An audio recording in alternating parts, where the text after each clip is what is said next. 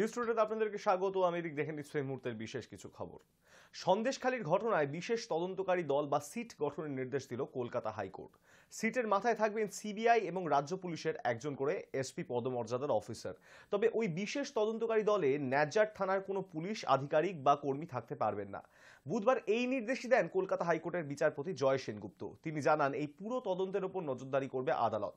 সন্দেশখালীতে মোট 3টি এফআইআর করেছে ন্যাজার থানায়, তবে তার মধ্যে একটি এফআইআর করেছে ইডি, একটি শতপ্রণোদিত মামলা রুজু করেছে পুলিশ এবং তৃতীয় এফআইআরটি করেন সন্দেশখালীর তৃণমূল নেতা শাহজাহান শেখের বাড়ির কেয়ারটেকার। প্রথম দুটি এফআইআর এর তদন্ত করবে সিট দলের সিবিআই এবং রাজ্য পুলিশের এসপি পদমর্যাদার অফিসার থাকবে বলে নির্দেশ দেয় হাইকোর্ট। রাজ্য জানিয়ে দিয়েছে তাদের তরফে বিশেষ তদন্তকারী দলে থাকবেন এসপি জসপ্রীত সিং। তবে সিবিআই তরফে এখনো কোনো আধিকারিকের নাম বলা হয়নি।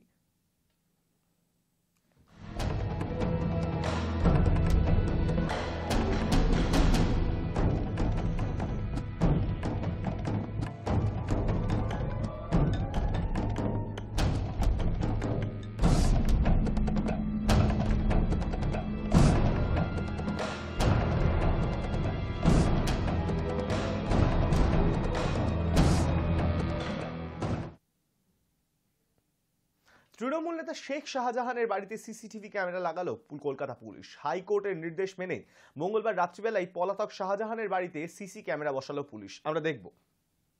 কলকাতা হাইকোর্টের নির্দেশ মেনে সন্দেশখালী তৃণমূল নেতা শেখ শাহজাহানের বাড়িতে বসল সিসিটিভি। মঙ্গলবার বিচারপতি জয় সেনগুপ্তের নির্দেশ ছিল তৃণমূল নেতার বাড়িতে কাদের আনাগোনা রয়েছে, কারা আসছেন এবং যাচ্ছেন, সবার গতিবিধি নজর রাখার জন্য সিসি ক্যামেরা ইনস্টল করতে হবে। সেই নির্দেশ মতো মঙ্গলবার রাতেই পলাতক শাহজাহানের বাড়িতে সিসি ক্যামেরা বসালো পুলিশ। সূত্রের খবর, মোট 3টি সিসি ক্যামেরা লাগানো হয়েছে। তাছাড়া সরবেরিয়ার বাজারেও সিসি ক্যামেরা বসেছে। সব মিলিয়ে মোট 10টি সিসি ক্যামেরা লাগানো হয়েছে বলে সূত্রের খবর। গত 5 জানুয়ারি সন্দেশখালীতে তৃণমূল নেতা শেখ শাহজাহানের বাড়িতে হানা দিয়েছিল ইডির 5 সদস্যের একটি দল। তদন্তকারী সংস্থা সূত্রের খবর, রেশন দুর্নীতি কাণ্ডের সূত্র ধরে শাহজাহানের বাড়িতে গিয়ে বিক্ষোভের মুখে পড়েছিলেন ইডির আধিকারিকেরা। গ্রামবাসীদের হাতে বেধড়ক মার খাওয়ার অভিযোগ ওঠে। 3 জন আধিকারিককে হাসপাতালে ভর্তিও করাতে হয়। একজন গুরুতর চোট পান। ওই দিন বাড়িতে গিয়ে যদিও শাহজাহানের দেখা পাওয়া যায়নি। ইডির দাবি, শাহজাহানের বাড়ির সামনে জড়ো হয়েছিলেন 800 থেকে 1000 জন লোক। অন্যদিকে শেখ শাহজাহানের এখনো খোঁজ পাওয়া যায়নি। আর এই ঘটনায় সন্দেশখালীর ন্যাজার থানায় পরপর 3টি এফআইআর দায়ের হয়েছে। ইডি একটি এফআইআর দায়ের করেছে, একটি এফআইআর করা হয়েছে পুলিশের তরফে শতপ্রণোদিতভাবে। এছাড়াও ইডির আধিকারিকদের বিরুদ্ধে মহিলা এবং শিশুদের উপর অত্যাচারের অভিযোগ তুলে একটি এফআইআর দায়ের হয়েছে একই থানায়। High news Network. যত দ্রুত সম্ভব বাংলো খালি করতে হবে মহুয়া মৈত্রকে। তৃণমূলের বহিষ্কৃত সাংসদকে নোটিশ ধরালো সংসদের ডিরেক্টর অফ এস্টেট। অর্থের বদলে প্রশ্নকাণ্ডে গত 8ই ডিসেম্বর তৃণমূল নেত্রী মহুয়া মৈত্রের সাংসদপদ খারিজ হয়ে যায়। তারপরই 7ই জানুয়ারি সরকারি বাংলো খালি করার জন্য নোটিশ পাঠানো হয় সংসদের ডিরেক্টর অফ এস্টেটের তরফে। কিন্তু অভিযুক্ত মহুয়া মৈত্রের বিরুদ্ধে দিল্লি হাইকোর্টে পাল্টা মামলা করেন। আদালতের কথায় শুধুমাত্র সাংসদের জন্যই বাংলো দেয়া হয়। আইন অনুযায়ী সংসদীয় পদে না থাকলে কোনো ব্যক্তির অধিকার নেই সেই বাংলোয় থাকার। উচ্চ আদালতে মহুয়া মৈত্রকে মামলা তুলে নেওয়ার নির্দেশ দেন, কিন্তু তারপরও কেন বাংলো ছাড়েননি তিনি, সেই প্রশ্নের উত্তর চেয়ে ফের নেত্রীকে পাঠানো হলো নোটিশ।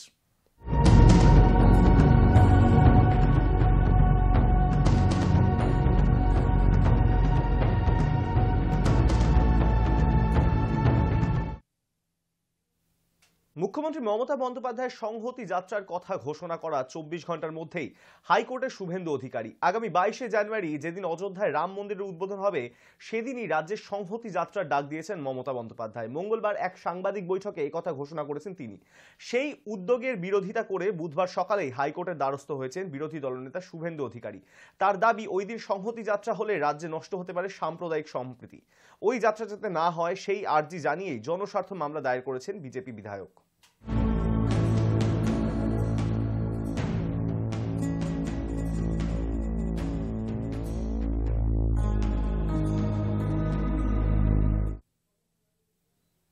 22শে জানুয়ারি রাম মন্দিরের উদ্বোধন আর সেই দিনই রাজ্যের সংহতি মিছিলের ডাক দিয়েছেন মুখ্যমন্ত্রী মমতা বন্দ্যোপাধ্যায়।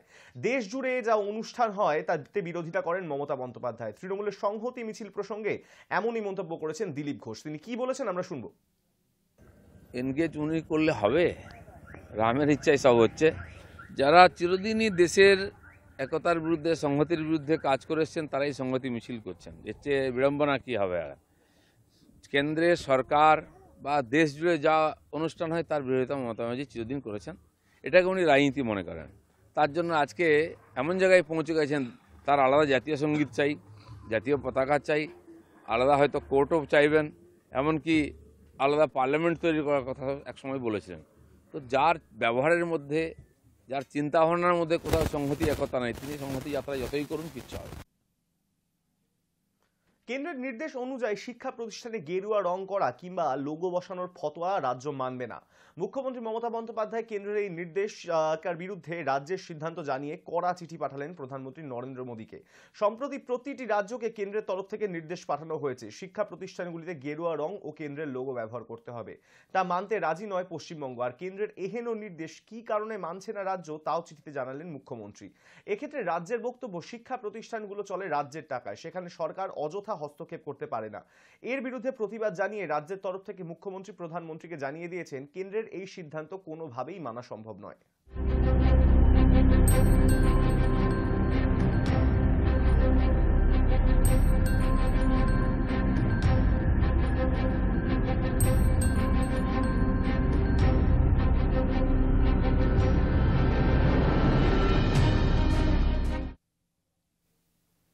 হাতে আর মাত্র বাকি কিছুদিন অযোধ্যায় রাম মন্দির উদ্বোধনের। সেই শুভ কাজের আগে আরো নানা কর্মসূচির আয়োজনও হয়েছে। মঙ্গলবার থেকেই শুরু হলো সেই সকল কর্মসূচি। হাতে মাত্র 7 দিন। আগামী সোমবারই অযোধ্যায় উদ্বোধন হবে রাম মন্দিরের। মন্দিরের গর্ভগৃহে প্রাণ প্রতিষ্ঠা করবেন প্রধানমন্ত্রী নরেন্দ্র মোদী। এই শুভ কাজের আগে আরও নানা কর্মসূচির আয়োজনও করা হয়েছে। মঙ্গলবার থেকে শুরু হচ্ছে সেই সকল কর্মসূচি। 16 তারিখ থেকে শুরু করে 22শে জানুয়ারি পর্যন্ত কবে কোন কোন কর্মসূচি রয়েছে তার সবিস্তার তালিকা প্রকাশ করেছে শ্রীরাম জন্মভূমি তীর্থক্ষেত্র ট্রাস্ট। সোমবার শ্রীরাম জন্মভূমি তীর্থক্ষেত্র ট্রাস্ট নিজেদের এক্স হ্যান্ডেলে রাম মন্দির উদ্বোধনের দিন পর্যন্ত নির্ধারিত কর্মসূচির তালিকা প্রকাশ করেছে। প্রাণ প্রতিষ্ঠা অনুষ্ঠানের পূর্বে 121 জন আচার্য মিলে এই সকল নিয়ম পালন করবেন। সমস্ত বিষয়টি দেখাশোনা করবেন জ্ঞানেশ্বর শাস্ত্রী দ্রাবিড়। তাকে সহায়তা করবেন কাশীর প্রধান আচার্য লক্ষ্মীকান্ত দীক্ষিত। শ্রীরাম জন্মভূমি তীর্থক্ষেত্র ট্রাস্ট জানিয়েছেন, দেশের নানা প্রান্ত থেকে অযোধ্যায় বহু উপহার গিয়েছে। রাম জন্মভূমিতে প্রচুর উপহার পৌঁছেছে সীতার জন্মভূমি থেকেও। নেপালে সীতার জন্মভূমি জনকপুর থেকে ইতিমধ্যে 3000-এরও বেশি উপহার এসেছে অযোধ্যায় বলে ট্রাস্টের দাবি। তার মধ্যে রয়েছে সোনার গয়না, সোনার থালা, বাটি সহ আরও অনেক কিছু। রাম মন্দির উদ্বোধন উপলক্ষে সেজে উঠেছে রামের জন্মভূমি অযোধ্যা। দেশ বিদেশের খ্যাতনামী ব্যক্তিদের কাছে পৌঁছেছে আমন্ত্রণপত্র। রাম মন্দির উদ্বোধনের আগে 11 দিনের জন্য ব্রত পালন শুরু করেছে প্রধানমন্ত্রী মোদী। ধর্মগ্রন্থে উল্লেখিত বিধি অনুসারে এবং সাধু সন্তদের উপদেশ মেনে এই 11 দিন তিনি কঠোর অনুশাসন মেনে চলবেন। উদ্বোধনী অনুষ্ঠানের আয়োজনে কোনো খামতি যাতে না থাকে সেদিকে নজর রাখছেন আদিত্যনাথ। রামলালার নিরাপত্তার দায়িত্বে বিশেষ বাহিনীও গঠন করা হয়েছে। কেন্দ্রীয় বাহিনী ন্যাশনাল সিকিউরিটি গার্ডের তত্ত্বাবধানে প্রশিক্ষণ দেওয়া হয়েছে উত্তরপ্রদেশের পুলিশের বাছাই করা 200 অফিসার এবং কর্মীকে। আগামী 22শে জানুয়ারি রামলালার মূর্তিতে প্রাণ প্রতিষ্ঠার আগেই রাম মন্দিরের দায়িত্ব নেবে ওই বাহিনী। High news Network. মাত্র একটা লিখিত পরীক্ষা দিয়েই রাজ্যে 12,000 কনস্টেবল নিয়োগ করা হবে বলে খবর সূত্রের। শীঘ্রই নিয়োগ সংক্রান্ত বিজ্ঞপ্তি জারি করা হবে। কিছুদিন আগেই নবান্ন থেকে মুখ্যমন্ত্রী মমতা বন্দ্যোপাধ্যায় পুলিশে হাজার হাজার কনস্টেবল পদে নিয়োগ করা হবে বলে ঘোষণা করেছিলেন। এতদিন 4 ধাপ পরীক্ষা দেওয়া হতো, 2টি পর্যায়ে লিখিত পরীক্ষা এবং শারীরিক দক্ষতার পরীক্ষা। সবকিছুতে পাশ করলেই তারপর ক্যান্ডিডেটের ইন্টারভিউতে ডাকা হতো। তবে এবার একটি পর্যায়ে পরীক্ষা নেওয়ার উপরেই জোর দিচ্ছে রাজ্য সরকার, কারণ বিস্তার করবে রাজ্য সরকার সূত্রে খবর। দ্রুত নিয়োগ প্রক্রিয়া শেষ করতে চাইছে সরকার। মূলত সময় বাঁচাতে এই দুটোর বদলে একটি লিখিত পরীক্ষার মাধ্যমেই নিয়োগ করা হবে।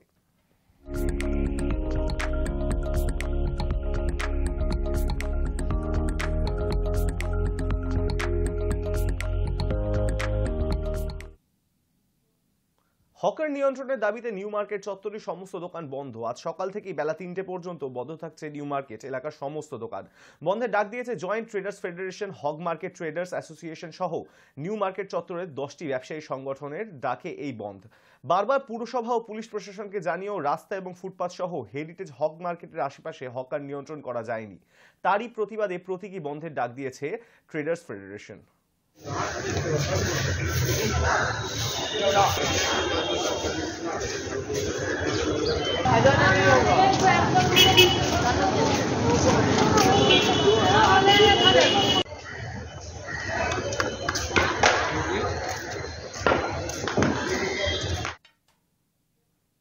সচিন টেন্ডুলকার, মহেন্দ্র সিং ধোনির পর এবার বিরাট কোহলিকে 22শে জানুয়ারি অযোধ্যার রাম মন্দিরের উদ্বোধন।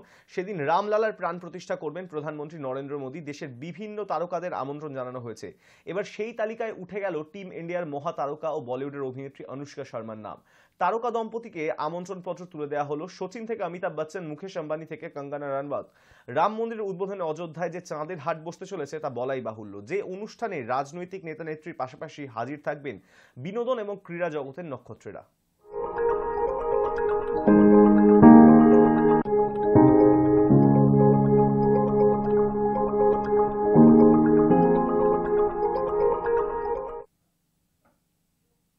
কর্পূরী ঠাকুরের জন্ম শতাব্দী অনুষ্ঠিত হলো মঙ্গলবার মৌলালী যুব কেন্দ্রের স্বামী বিবেকানন্দ অডিটোরিয়ামে। আমরা দেখে নেব সেই প্রতিবেদন। ভারতের স্বাধীনতা সংগ্রামী, শিক্ষক, রাজনীতিবিদ এবং বিহারের দ্বিতীয় উপমুখ্যমন্ত্রী তথা দুবার মুখ্যমন্ত্রী ছিলেন কর্পূরী ঠাকুর। মানব প্রীতির কারণে ওকে জননায়ক বলেও আখ্যায়িত করা হতো।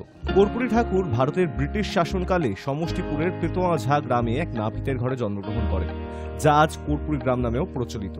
কর্পূরী ঠাকুর ভারত ছাড়ো আন্দোলনের সময় 26 মাস কারাগার বরণ করেন। কর্পূরী ঠাকুর 22শে ডিসেম্বর 1970 থেকে 2রা জুন 1971 পর্যন্ত এবং 24শে জুন 1977 থেকে 21শে এপ্রিল 1979 পর্যন্ত বিহারের মুখ্যমন্ত্রী ছিলেন। লোকনায়ক জয়প্রকাশ নারায়ণ এবং সমাজবাদী নেতা ডক্টর রাম মনোহর লোহিয়া ছিলেন কর্পূরী ঠাকুরের রাজনৈতিক গুরু। 1967 সালের সাধারণ নির্বাচনে ডক্টর রাম মনোহর লোহিয়ার নেতৃত্বে কংগ্রেসবাদের বিরুদ্ধে সরব হন তিনি। কংগ্রেস পরাজিত হয় আর বিহারে সেইবারই প্রথম অকংগ্রেসি সরকার গঠিত হয়, যার উপমুখ্যমন্ত্রী ছিলেন শ্রী কর্পূরী ঠাকুর।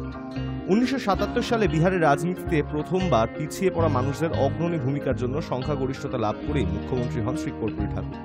তারপরই শুরু হয় সরকারি চাকরিতে পিছিয়ে পড়া মানুষদের সংরক্ষণের দাবি, যা যৌক্তিকতা বিচার করে বহুল বিচার্য হয়ে সংবিধান সম্মত বলে মেনে নেওয়া হয় এবং তা লাগু করে তার প্রচলন প্রশস্ত করেন শ্রী কর্পূরী ঠাকুর।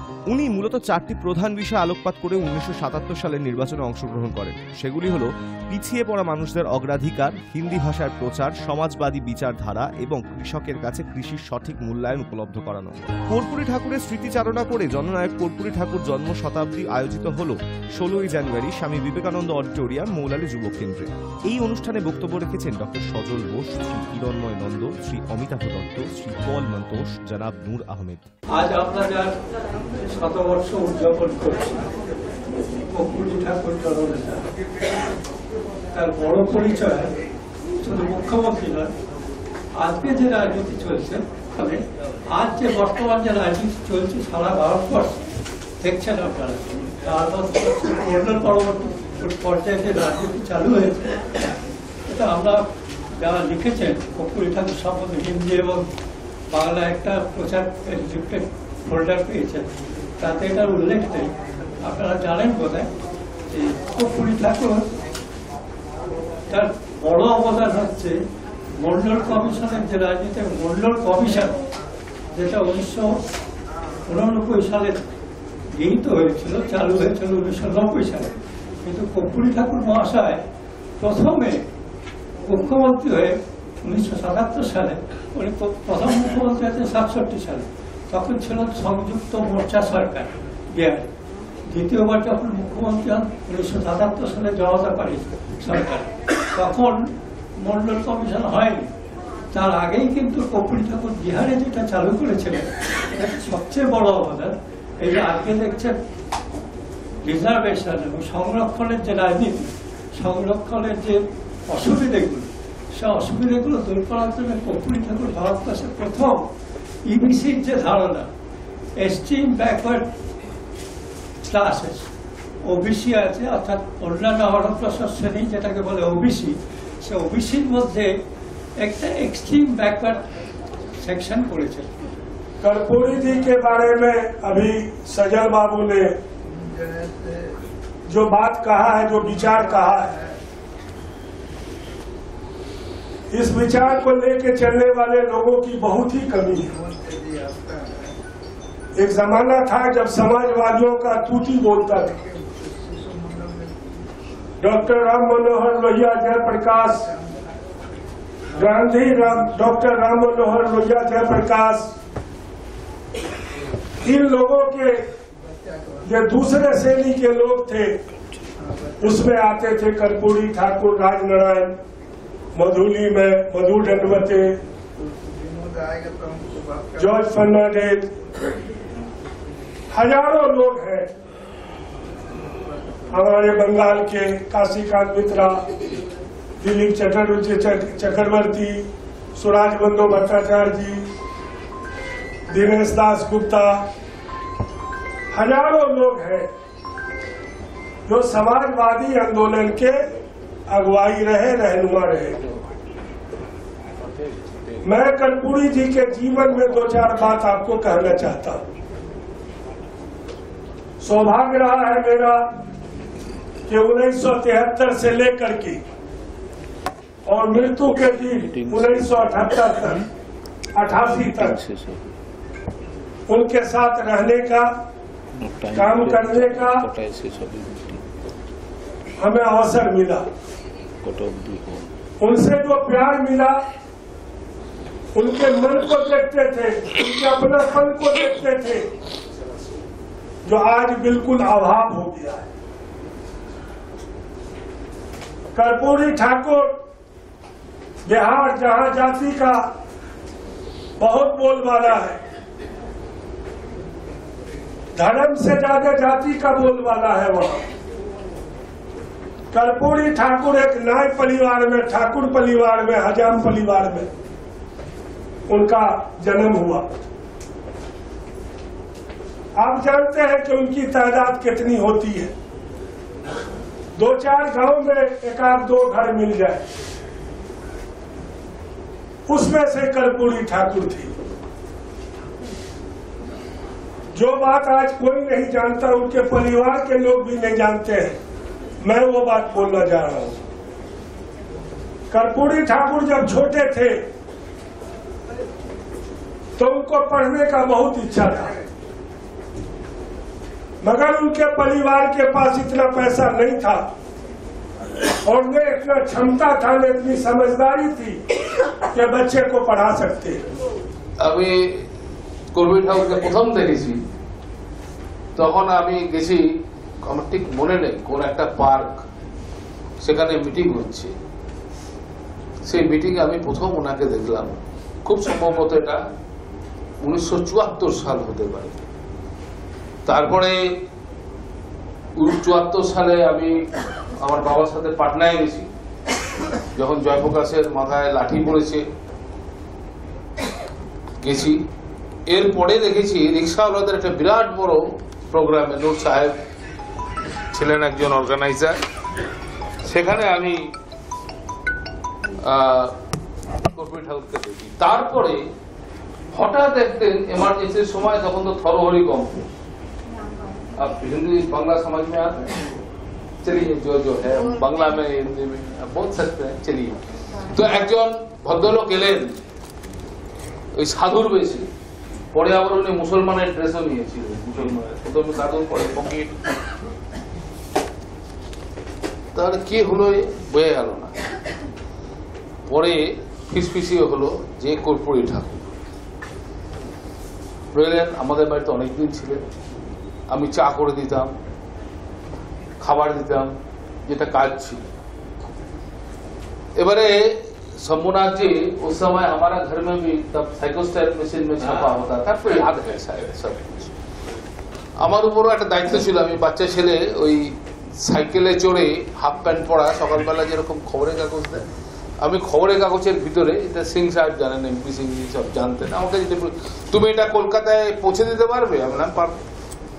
তো সকালবেলা 5টার সময় সাইকেল নিয়ে চালিয়ে ওইগুলো লিফলেট গুলো কোথায় কোথায় দাও আমার মনেও নেই, সব পৌঁছে দিতাম। এই ছিল কাজ। আমি তো আর রাজনীতিও নয়, নেতাও নয়, কিছুই নয়। ভাষণ দেবো ভাবনা চিন্তার বাইরে ছিল।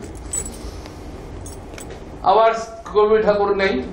আরেকটা দিনের স্মৃতি, উনি খেতে বসেছেন, উনি আগে মাছ খেতেন, তারপরে শেষে মাছ ভাত আগে খেয়ে তারপরে ডাল তরকারি এগুলি পরে খেতেন।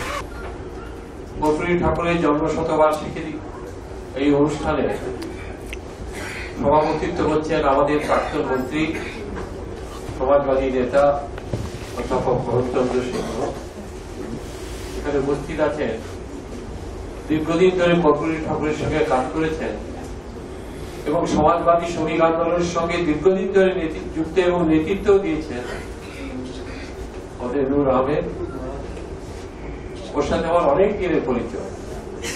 জর্জ ফার্নান্ডেজ ওকে খুব স্নেহ করতেন। যখনই জর্জ কলকাতায় আসতেন ওর সর্বদা জর্জের সঙ্গে, আর কর্পূরী ঠাকুরের সঙ্গে তার কি ঘনিষ্ঠ সম্পর্ক ছিল তার বক্তব্যের মধ্যেই তিনি তুলে ধরেছেন। এখানে উপস্থিত আছেন অমিতাভ দত্ত। আপনারা সকলেই জানেন ওর বাবা সুরেশ্বর দত্ত একজন খুব বড় সমাজবাদী নেতা ছিলেন। আমরা সুরেশ্বর দা বলে ডাকতাম তাকে। খুব ভালো আমাদের সঙ্গে খুব ভালো সম্পর্ক ছিল, খুব ভালো পরিচয় ছিল। না, যে বললাম যে কর্পূরী ঠাকুরের লিগ্যাসি, হ্যাঁ, সেইটা ভারতবর্ষের রাজনীতিতে প্রবহমান থাকবে। হ্যাঁ, যেটা তিনি বিহারে করেছিলেন, যেটা এখনো বিহারে নীতিশ কুমার দাবি তুলেছে, হ্যাঁ, কাস্ট সেন্সাস করেছে, এবং সর্বভারতীয় স্তরে ইন্ডিয়া অ্যালায়েন্স তারাও বলছে যে ন্যাশনাল স্তরে কাস্ট সেন্সাসটা হোক। তার মানে সেকেন্ড মন্ডল কমিশনের একটা ক্ষেত্র প্রস্তুত হচ্ছে। অর্থাৎ কর্পূরী ঠাকুরের লিগ্যাসি ভারতবর্ষের রাজনীতিতে আগামী দিনে আরও প্রবহমান থাকবেই। কারণ পিছিয়ে পড়া মানুষ যতক্ষণ পর্যন্ত না আসবে তাদের তো দাবি দেওয়া থাকবে, তারা তো আন্দোলন করবেই। অতএব এবং সেই সেগমেন্টকে, বৃহত্তর সেগমেন্টকে উপেক্ষা করে কারোরই রাজনীতি করা সম্ভব হবে না। যেটা বললাম, বিজেপি বলছে, রাষ্ট্রপতিকে করে বলছে আমি তো রাষ্ট্রপতি করে দিয়েছি পিছের বর্গ থেকে, তোমরা আমাকে দাও। তাহলে এটা বলছে কেন? না, ওই কাস্টকে সন্তুষ্ট করে, প্যাসিফাই করে সেই ভোট ব্যাংকটাকে টানবার জন্য বলছে। অতএব কর্পূরী ঠাকুরের যে এইটা হচ্ছে বড় কথা। কর্পূরী ঠাকুর 52 সাল থেকে যে কাস্ট মানে পলিটিক্সের কথা বলেছিলেন, হ্যাঁ, সেইটা কিন্তু চলছে, বিহারে টানা চলছে। মাঝে ছোটখাটো সময়, অল্প সময়ে কংগ্রেস রাজত্বে কংগ্রেসে করেছে, কিন্তু তারপরে কিন্তু চলছে। 90 সাল থেকে, 90 থেকে কর্পূরী মারা গেছে 1988-এ, আর 1990 থেকে লালু যাদবরা সব এসে গেছে। 1990 থেকে আজ পর্যন্ত মানে 35 বছর বিহারে টানা চলছে। অন্যান্য রাষ্ট্রেও কিছু কিছু হচ্ছে, কিন্তু এখন আবার সেইটা চলবে। ক্যামেরায় রাহুল চক্রবর্তীর সঙ্গে রিগের report, hi news network. News today এখন এই পর্যন্তই। দেখতে থাকুন হাই নিউজ, নির্ভীক, নিরপেক্ষ।